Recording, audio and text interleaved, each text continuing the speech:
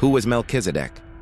A man with no recorded father or mother, a king without a kingdom in history books, a priest before the priesthood even existed, and someone to whom even Abraham bowed. His story is only a few verses long, yet it holds secrets that connect Genesis to the very mission of Jesus Christ. Today, we uncover the mystery of Melchizedek. Welcome to our channel, Signs of the End. Here we unlock the past to enrich your walk with Christ today. We believe the Bible's historical accounts actually happened just as they are written and provide a window into God's character and heart. So join us as we learn from history and discover faith-building insights that apply to our lives today. His story is only a few verses long, yet it holds secrets that connect Genesis to the very mission of Jesus Christ. Let's travel back to Genesis chapter 14. The scene opens with Abraham, a man of faith, rescuing his nephew Lot from some invading kings. Now, when Abraham returns from this rescue mission, probably to his home base near the mountains of Mamre, guess who steps out to greet him? Yep, Melchizedek, the king of a place called Salem. Now hold on a second. You might be thinking, who's this guy and where did he come from? Well, that's part of the intrigue. In fact, there's not a single detail about his parents or his early life. It's like he just appears out of nowhere. But that's not all. He doesn't just show up as a friend or a neighbor. Nah, he arrives with bread and wine. And here's where things get really interesting. In Jewish tradition, bread and wine were symbols of God's presence. They represented the unleavened bread and wine that Moses used in the Passover ceremony, which symbolized Jesus' sacrifice in Matthew 26. When Jesus took bread, gave thanks, and shared it with his disciples, saying, "This is my body given for you." And in Mark 14, when he took the cup, gave thanks, and said, "This is the new covenant in my blood, which is shed for many." So already we have a hint at something deeper here. Anyway, Melchizedek extends this symbolic blessing over Abraham, uttering these famous words, "Blessed be Abram by God Most High, creator of heaven and earth." Now, Abraham is pretty quick to respond.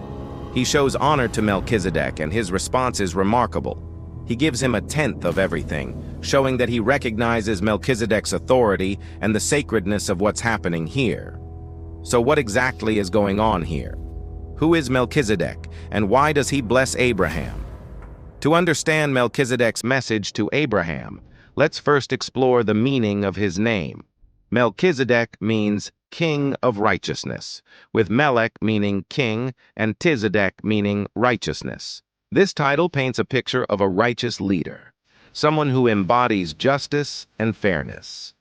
But if we look closely at the Hebrew text, there's another layer. The name Salem, the city Melchizedek calls home, adds another dimension to this.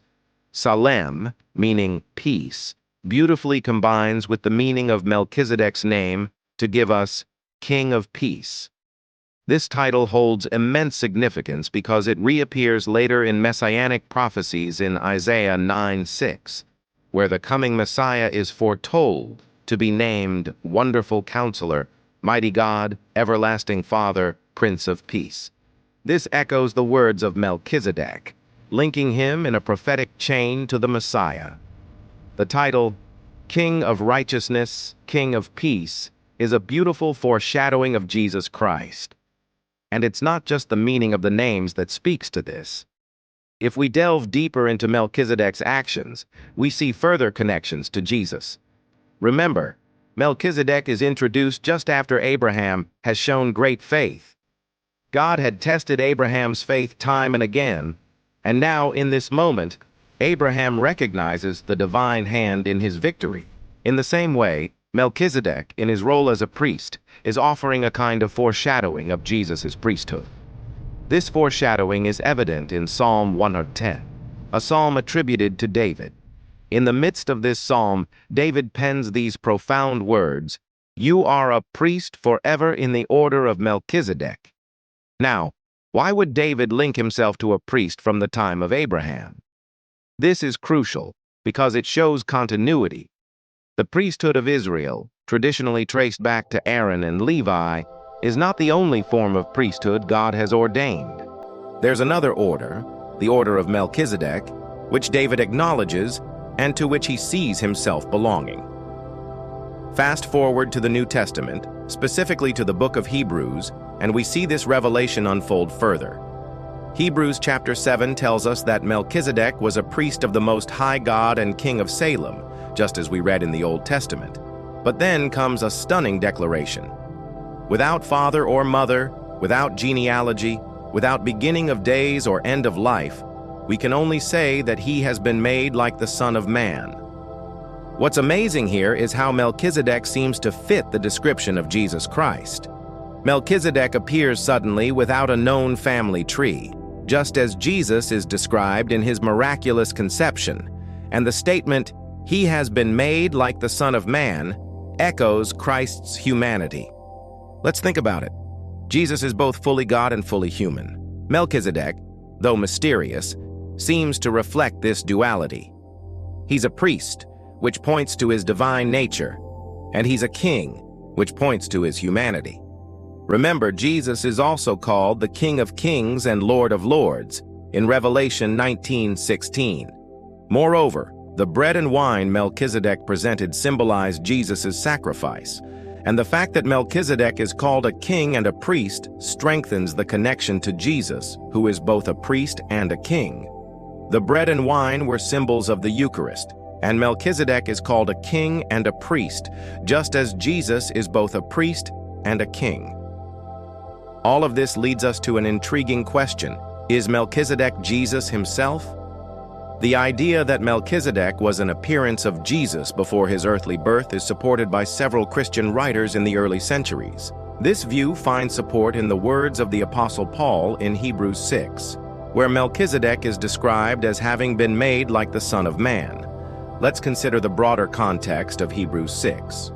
Paul is explaining that Jesus, being a high priest in the order of Melchizedek, is superior to the Levitical priests. Why?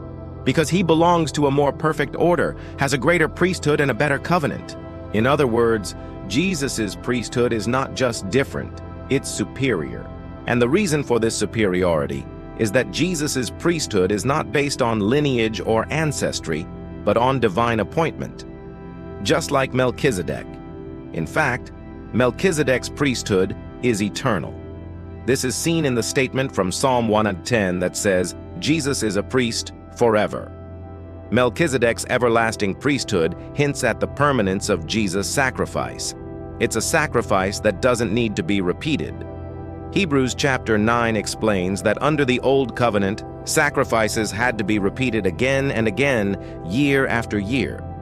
But under the New Covenant brought by Jesus, there is a once-and-for-all sacrifice that makes further sacrifices unnecessary.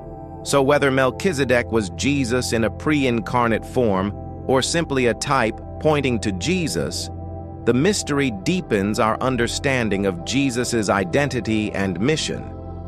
In the grand narrative of Scripture, Melchizedek stands out as a beacon, a symbol of a reality that transcends our limited understanding. He came from a time before records and left no trace in history except in the pages of the Bible.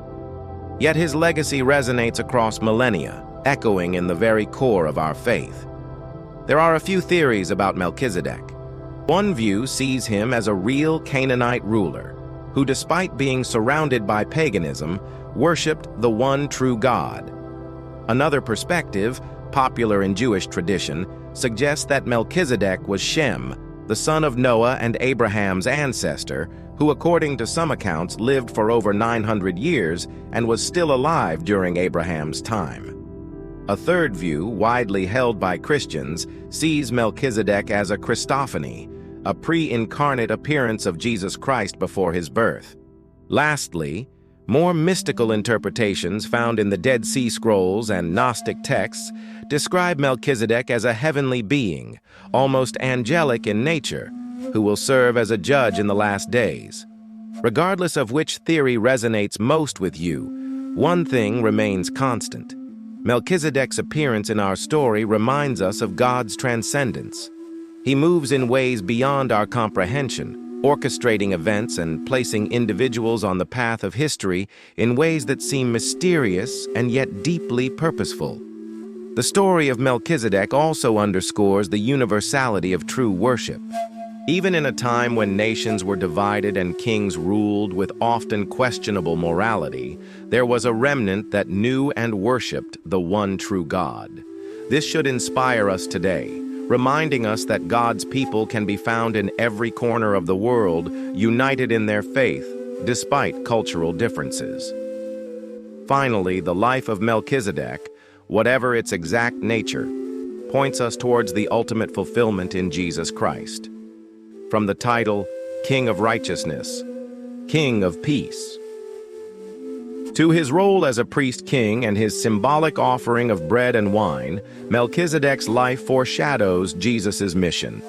Just as Melchizedek offered a glimpse of righteousness and peace, Jesus came to bring these blessings to all who believe in him. As we conclude our journey through the life of Melchizedek, let's embrace the lessons he offers. May his story inspire us to live lives of faithfulness, courage, and righteousness. Regardless of the questions that remain unanswered, we can trust that God's plan is unfolding, and we have the privilege of being a part of it. Thank you for joining us today. As we continue to explore the depths of our faith, we invite you to subscribe and share with others. Until next time, may God bless you and keep you in his loving embrace.